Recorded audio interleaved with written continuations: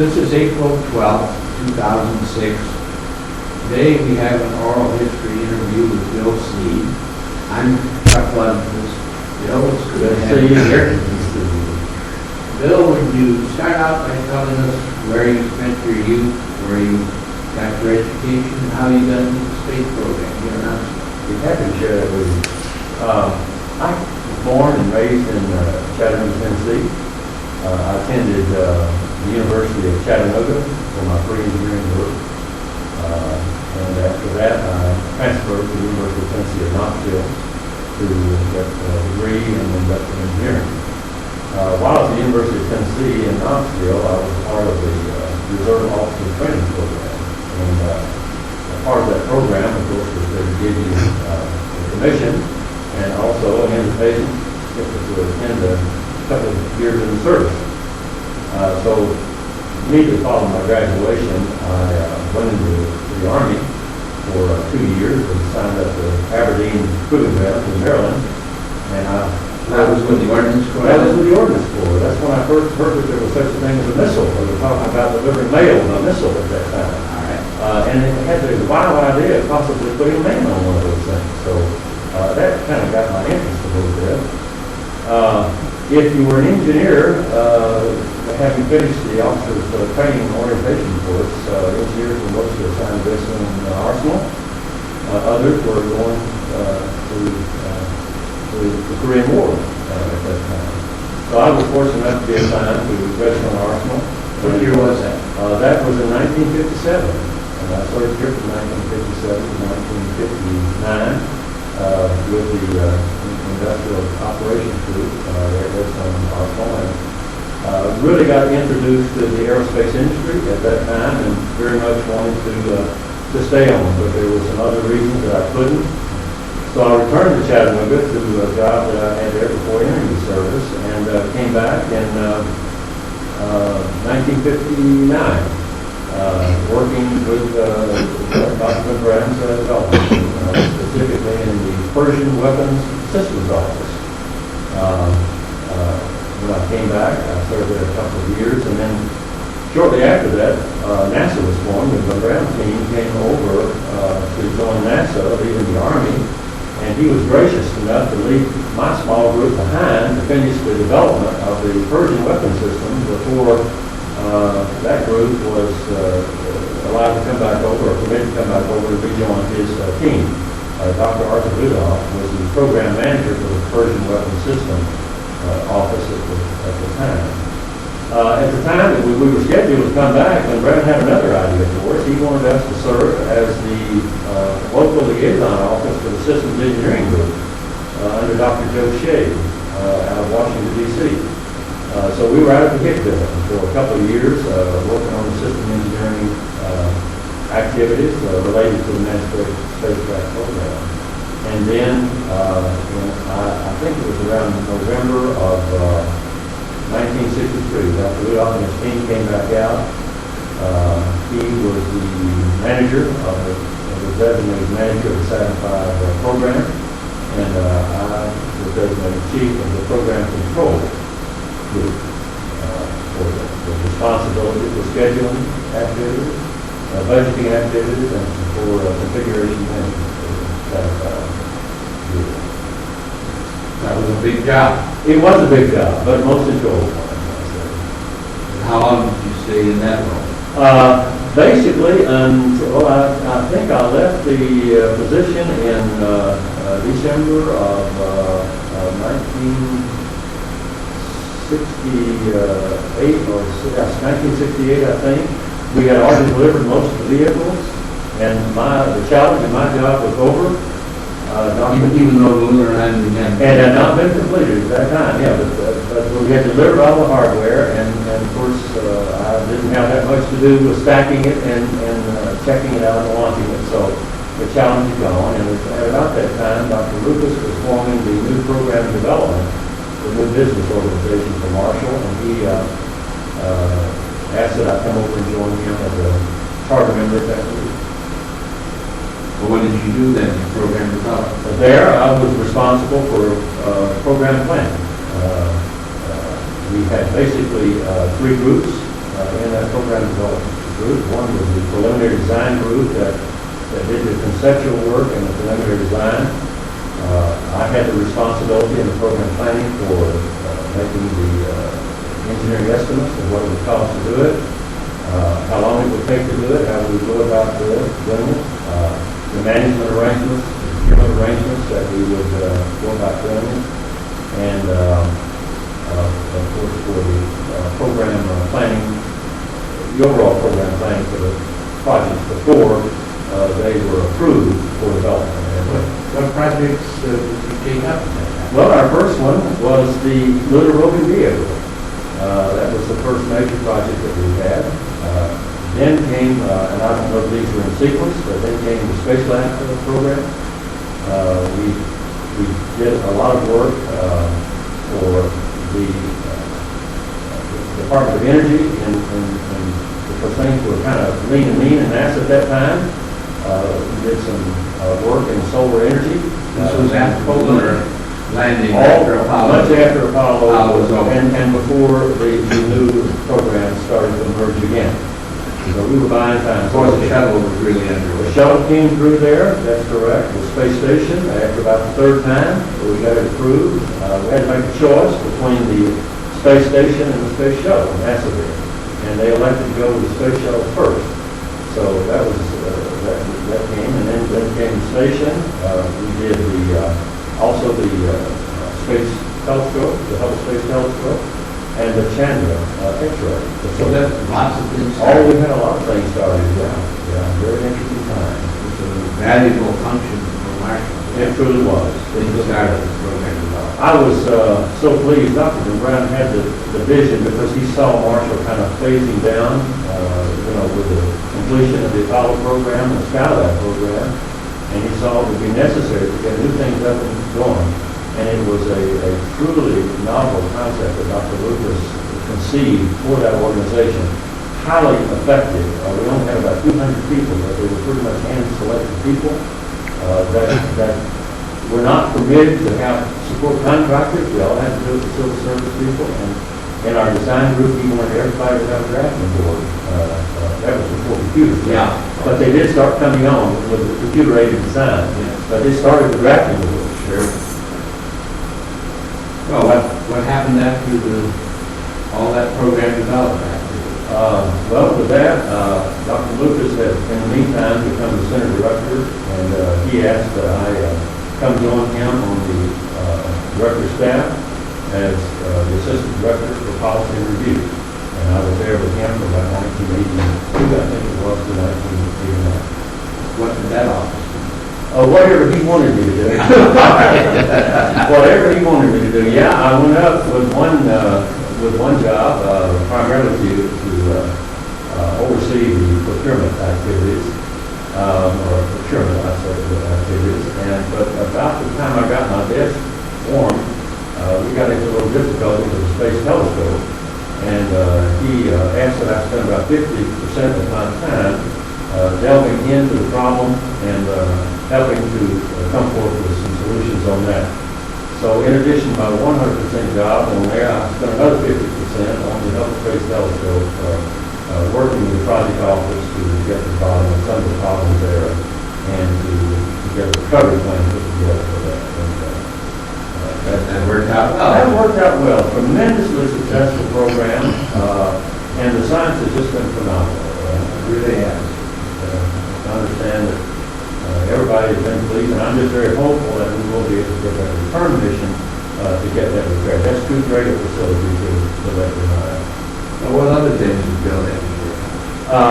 I was chairman of the source selection committee, which reviewed all the new contracts that were awarded to make sure that those were done in a fair and equitable way. And then I chaired all of the performance evaluation boards for hardware contractors. We were operating at that time with award fee contracts, and periodically we would make award fees, and they would be presented to the performance evaluation board of council. We would then review it and then present the results of that.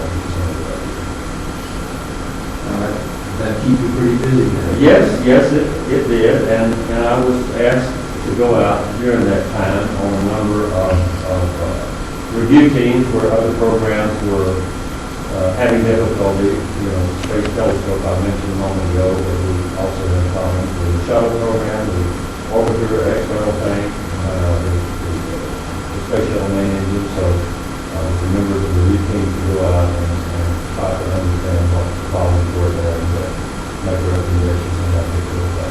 Who else was around the ninth floor during that period that you were working with up there on the management?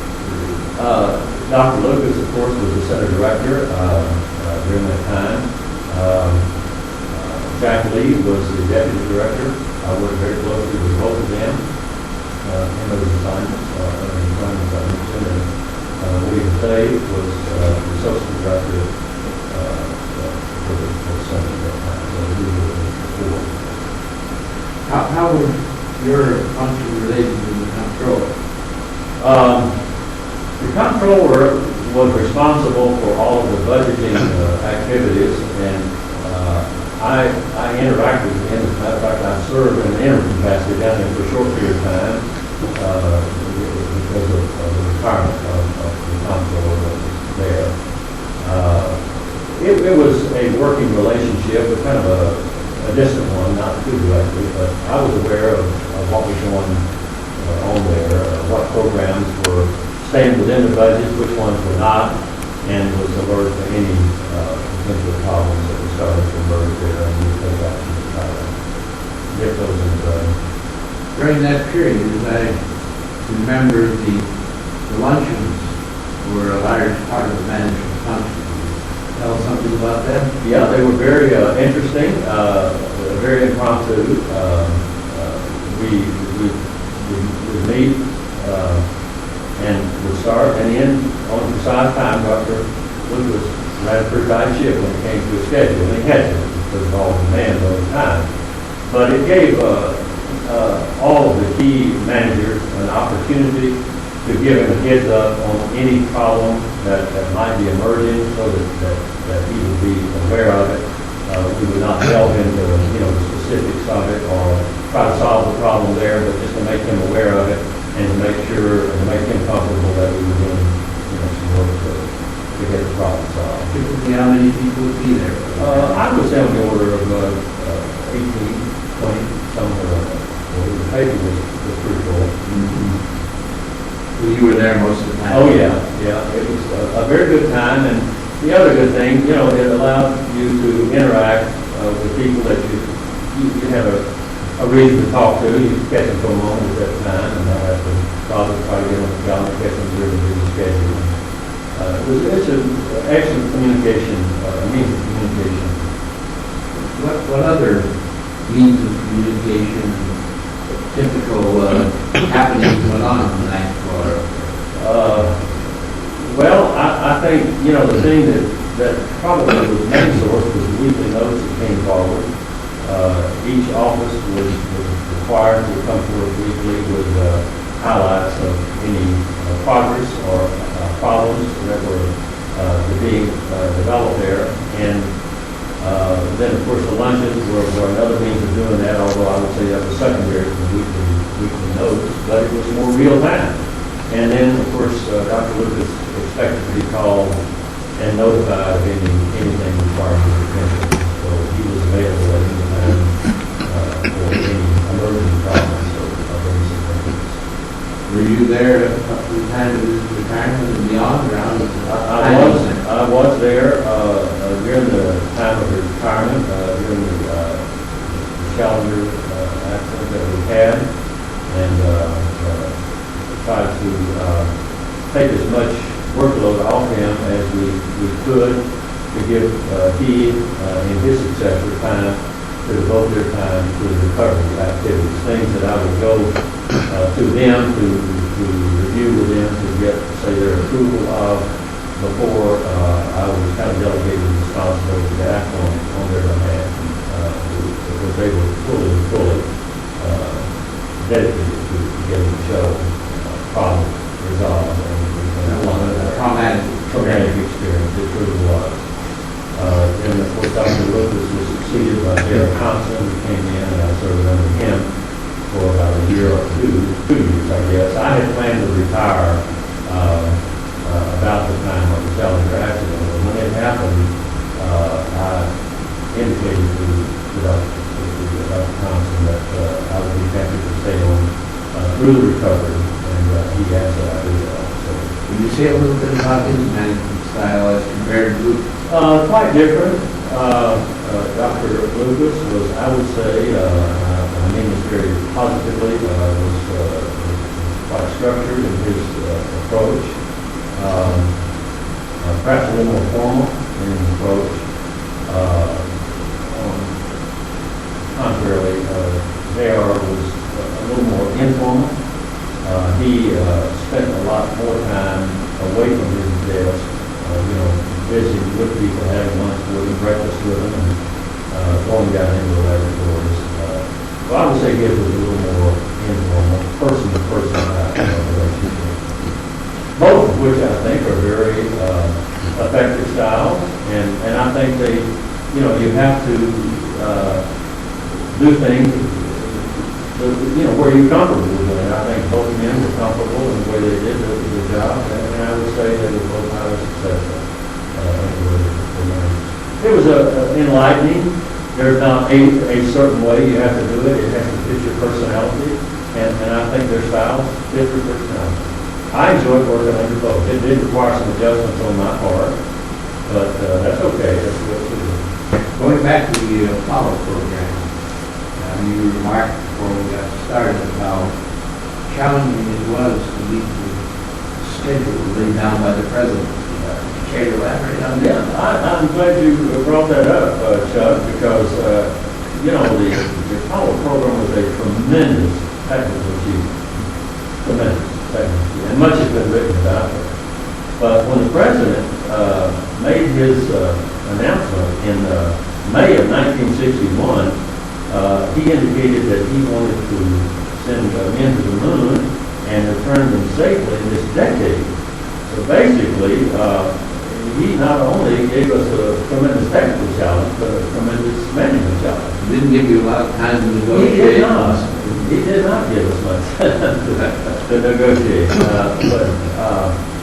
I would like to dwell just a minute on that part of it, because so often that is not discussed so much as the technical part of it. But when you consider that Johnson's spacecraft did not exist at the time that announcement was made. The Kennedy Space Center, as such, I think, did not exist at that time. Stennis Space Center did not exist at that time. They were fields or swamps that had to be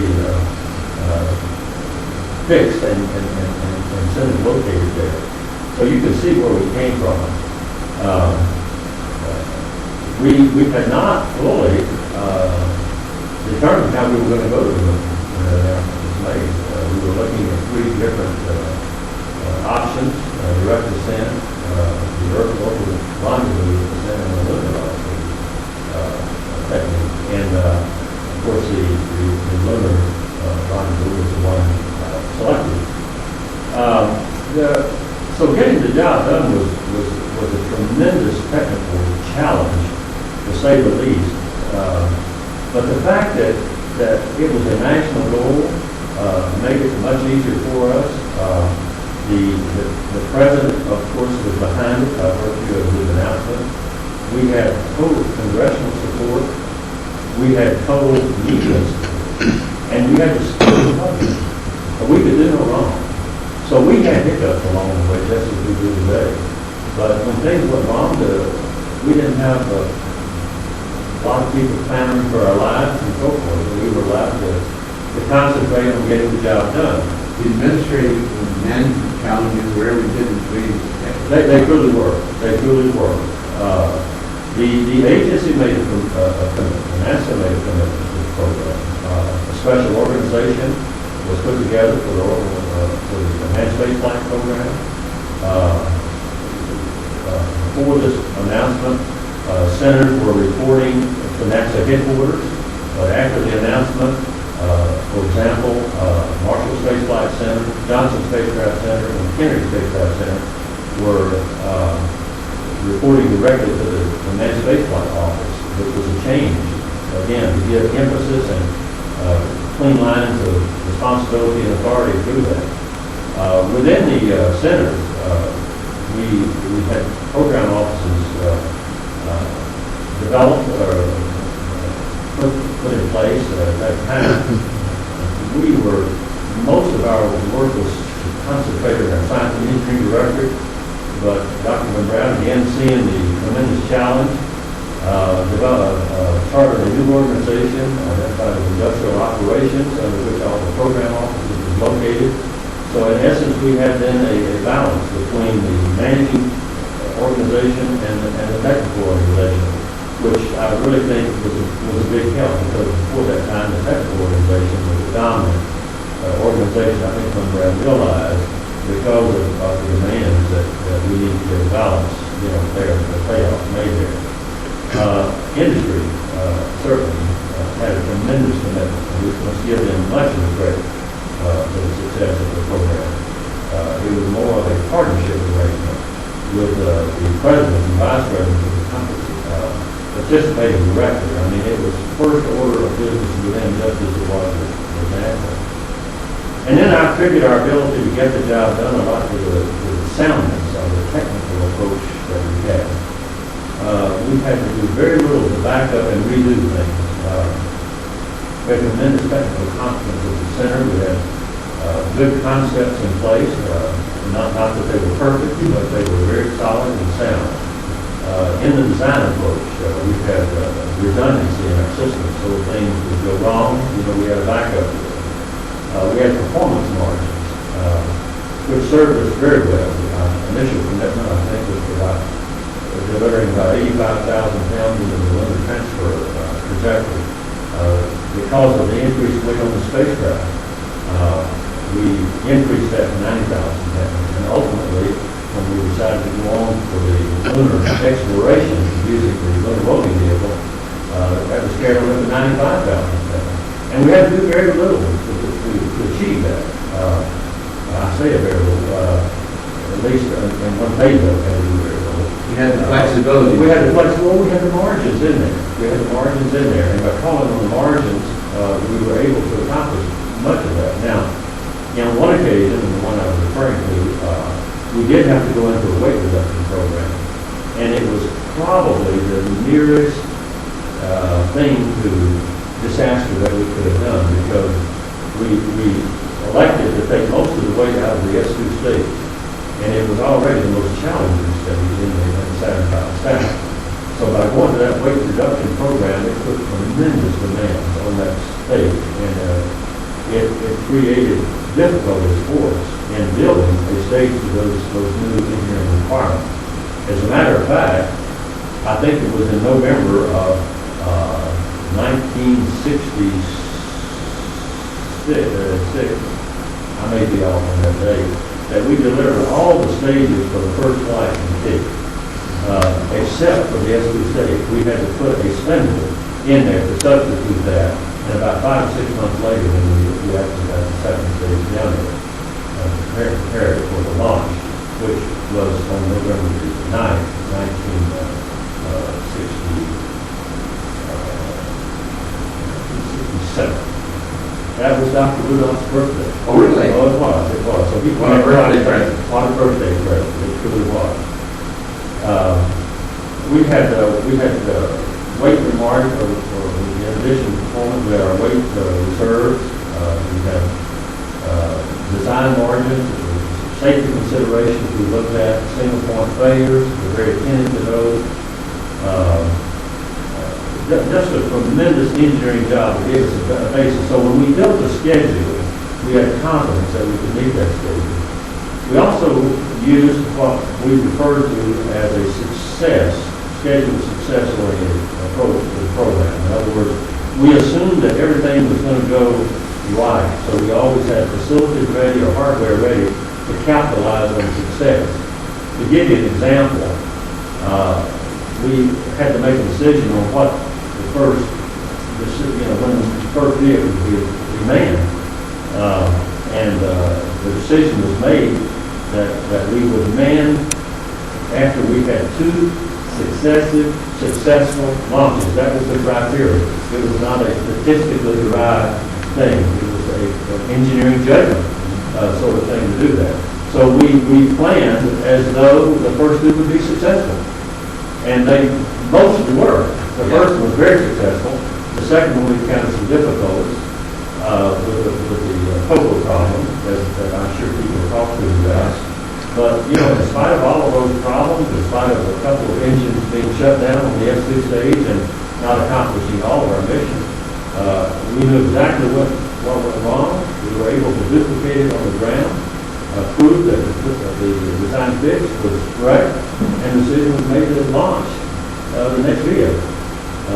So that was it. And then the other thing that helped so much in getting the job done on time was having an adequate budget.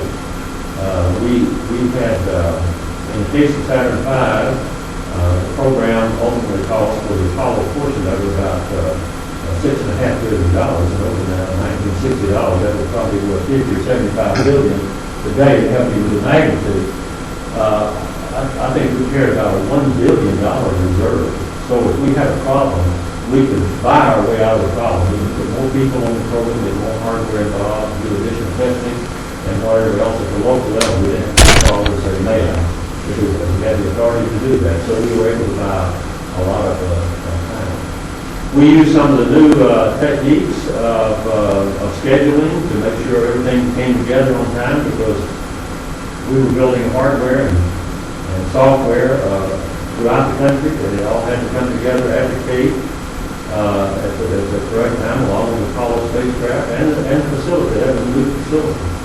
We used the PERT system, the evaluation review technique, has been built, I believe, by the Navy on the Polaris program, served as well.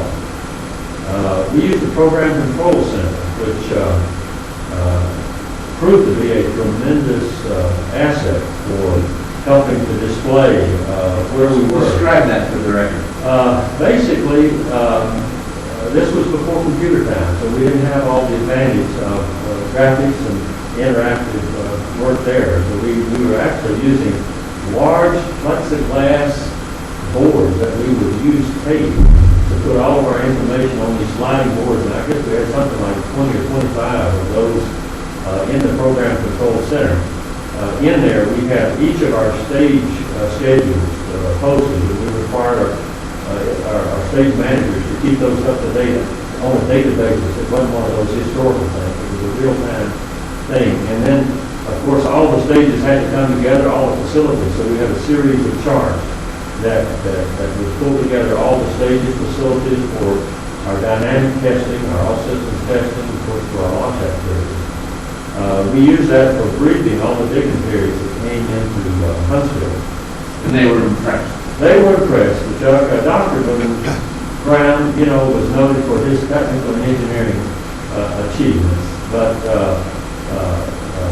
Dr. Webb, who was the administrator of NASA during the Apollo program, came from the Office of Management and Budget. And his emphasis was more on the management. He wanted NASA to be recognized as a premier organization in the management field. So he came down in May of 1965, and I had the privilege of briefing him in the Program Control Center. It was quite an impressive thing. The lights behind those plexiglass boards, colored charts and so forth. And detail, all detail, it was there, not only at the stage level, but the vehicle level and so forth. And following that briefing that morning, he proceeded over to Morris Auditorium to brief the press. And he made the comment over there, if I may, I would like to read it out. Please do. Reported here, that we were kind of proud of it, because we were glad to see Marshall recognize that we can do more than just engineering. Please read But he it. made the comment, I believe that this nation should commit itself to achieve the goal. I'm sorry, I'm reading from the wrong one. Here we go. That was the Kendra's message. The message from Dr. Webb was, there is something each and every one of us can do. That is to set a personal example for those things we believe in. whether they are the kind of advanced organization, which I have seen here today in this hour before you arrived, one of the most sophisticated forms of organized human effort that I have ever seen anywhere. That's a remarkable statement. That was a remarkable statement, one that we took great pride in. But one that was, I think, well deserved. From the time that the President made his announcement, which I was trying to read earlier, to the accomplishment of the first lunar landing required 8 years and 2 months. That is quite an achievement when you consider the technical difficulties of that program. Did you interact with some of the other administrators after that? Yes, we definitely did. Dr. Payne, Dr. Fletcher, were two of the prominent ones that followed him that we had a lot of. But, you know, after the Apollo program, I was not there for that, so much of that during that time. Most of my interaction was with him. He came there a couple of times. But he sent all kinds of people in there from universities, from the World Bank, ambassadors to Russia. I don't know, it was just a parade of people that came in after him, and it was the program control center was excellent in that you could make the presentation and walk in. I mean, everything was on display. You didn't have to prepare for it. From your vantage point, do you have any comments on inter-center relationships? You know, there's been a lot said and written about that. There was a lot of competition between the centers, clearly. But there was also a lot of hard work together. Now, during the Apollo program, I failed to mention a moment ago, we had the United Space Flight put in if you will, a common organization structure at each level of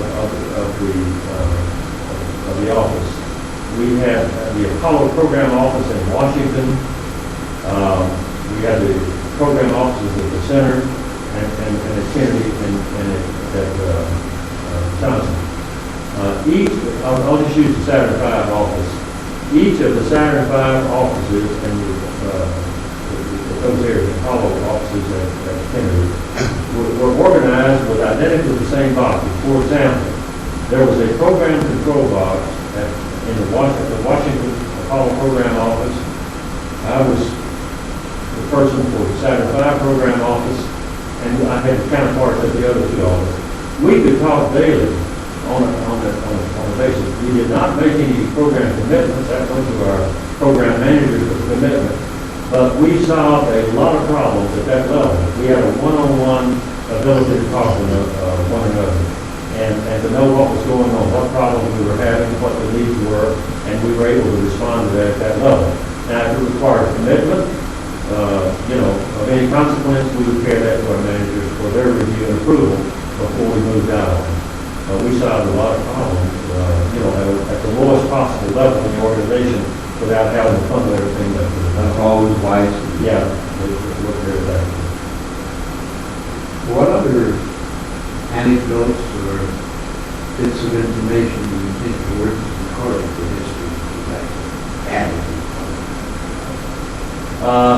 Chuck, I don't think another thing comes to mind, except that I might say that it was just a privilege to work on the program. It was a demanding program.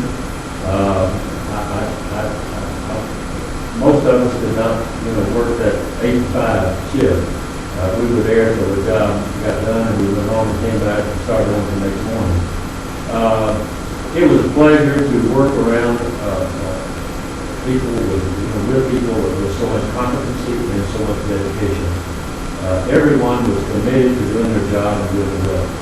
And it was very positive. There was a lot of camaraderie built up and all national pride and personal pride in what we did. We recognized the challenge that we had, the responsibility we had to do it. And it was just interesting to see how much can be accomplished when everyone is pulling in the same direction. I wish we could get that same camaraderie working, at the national level. to deal with the problems we're dealing with in our country today. But, you know, we're going at it with each other, fighting amongst ourselves. If we could divert those efforts and get them going in the same direction we had with the college program, I think I would see better not knowing that our country was going in the direction it should be going. A very interesting observation. Well, you retired when? I retired in 1989, I beg your pardon. I went into the consulting business for about 5 years with a couple of my associates, George Hardy and Jim Downey. I had a stroke in 1994, and I had to sell my interest in the company, but I continued teaching at the Wallops Spacecraft Center, which was a NASA training center. I had worked before I left the center and during my consulting days and putting together project management courses for the new managers coming on in NASA to assist them with their work. You did that at Wallace? I did that at Wallace Spacecraft. So that happened. That's an interesting thing to hear. Yeah, and right now, the interactions with some of the people at Marshall as they're putting together the new return to the lunar surface and the Mars, and hopefully providing some help to them in their program formulation phase to get the programs put together properly up front, and hopefully not have some of the problems that we have. They have a real challenge ahead. They do have, but they're very competent people that we've interacted with. They've been very receptive and open to our suggestions, and they've been very responsive to recommendations that we've made to them. So I'm very encouraged with the new management team that we have in place to go forward. On that encouraging note, maybe bring this to an end. Well, thank you very much. for coming in. Okay, thank you.